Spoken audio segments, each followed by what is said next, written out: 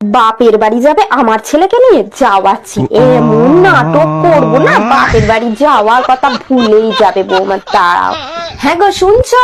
আমি ও বাড়ি যাওয়ার জন্য একদম রেডি হয়ে গেছি। এই দেখো, দেখো তো আমাকে কেমন লাগছে। আমি একদম রেডি হয়ে গেছি, তুমি কিন্তু তাড়াতাড়ি ফ্রেশ হয়ে চলে এসো। আমরা কিন্তু এই আধ ঘন্টার মধ্যেই বেরিয়ে যাবো, মা অপেক্ষা করছে তো আমাদের জন্য। চলো তাড়াতাড়ি চলো।